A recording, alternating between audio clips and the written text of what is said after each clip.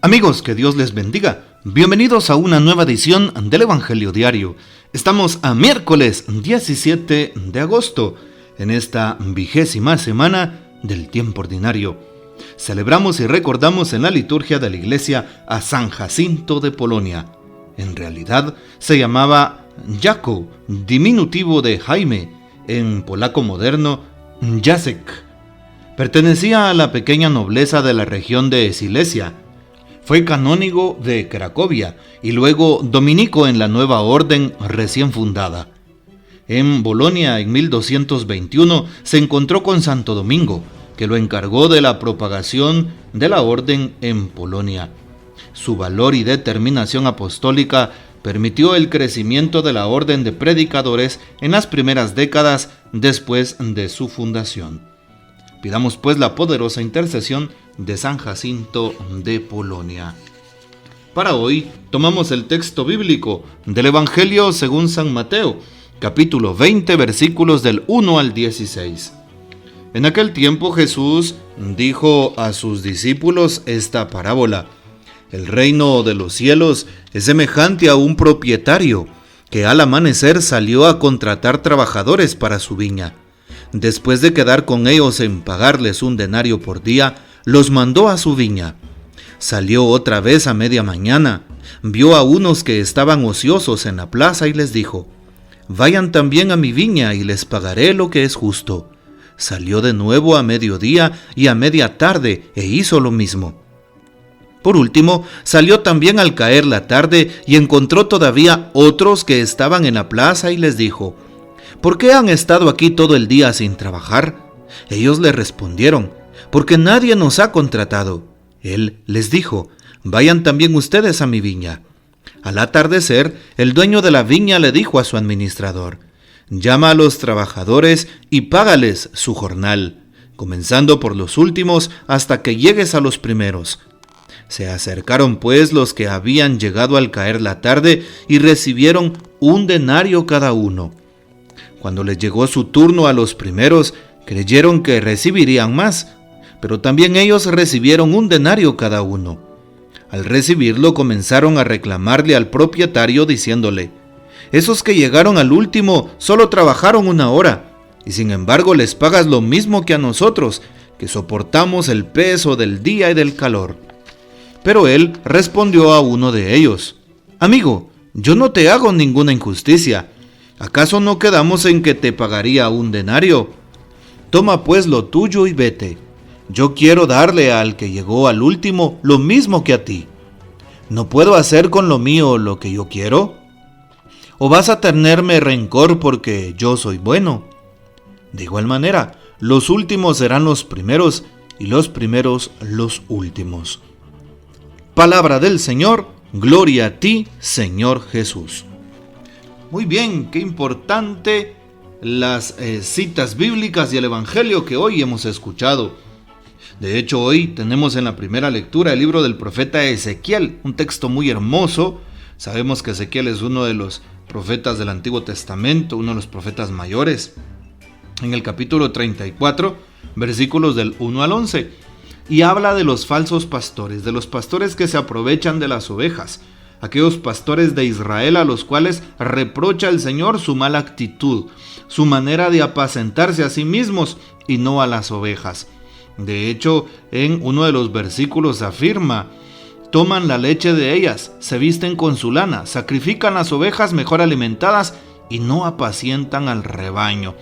Vean ustedes, por eso quien tomará la batuta, dice el texto, será el mismo Señor. Escuchen, pastores, mi rebaño ha sido expuesto al pillaje y se ha convertido en presa de todos los animales por falta de pastor. Pues mis pastores no se preocupan por mi rebaño, se apacientan a sí mismos y no a mi rebaño.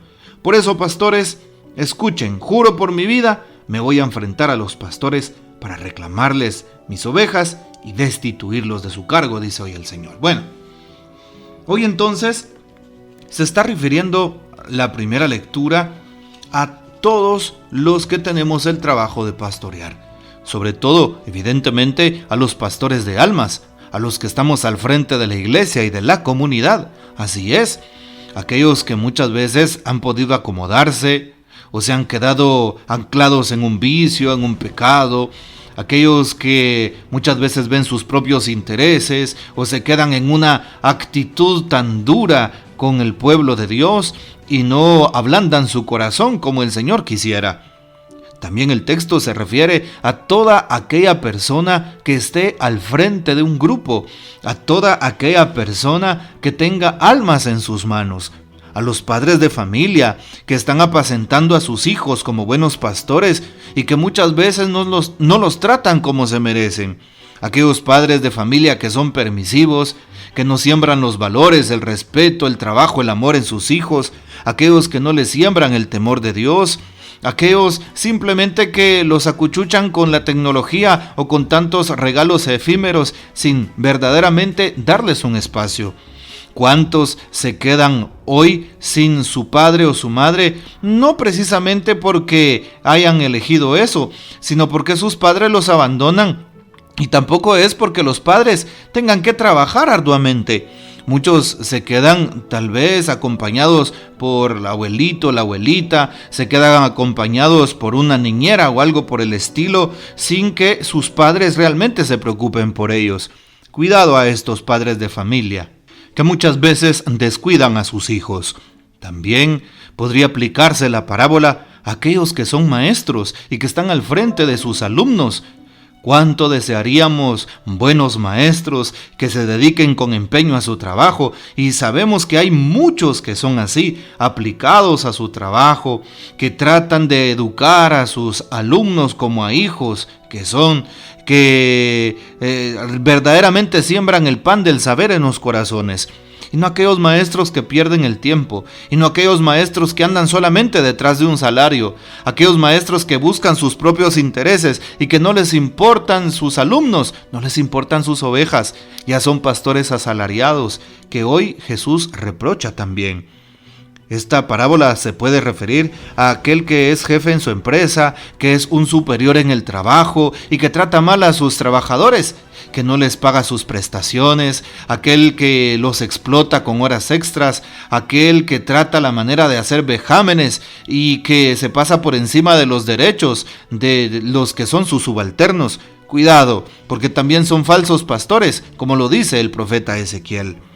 También se aplica esta parábola a todos aquellos que están al frente de un pueblo, a los jefes de Estado, a los presidentes y a cualquier persona que tenga un cargo público, puesto que en algún momento puede quedarse solo observando sus propios intereses mezquinos, puede observar solamente su propio bolsillo y tratar de ganar mucho dinero sin darse cuenta de su auténtico trabajo, buscando el bien, la verdad, la justicia al respecto de aquellos que se le han encomendado. Cuidado, este texto se aplica a cualquier persona que esté al frente. Hoy también hemos escuchado el Evangelio y aquí nos damos cuenta de la bondad de Dios. Lo primero que encontramos es cómo es Dios de bueno. Dios es bueno, así es. ¿Por qué? Porque nos damos cuenta que Dios empieza a llamar y pone la parábola a Jesús de un viñador, el dueño de una viña, el propietario que sale a contratar trabajadores y contrata a unos en la mañana, a media mañana, al mediodía, en la tarde, cayendo la tarde, así es, y les paga a todos lo mismo, un denario. Dios es bueno con todos. Esto significa que Dios manifiesta una salvación universal. Sí, les paga lo mismo a todos.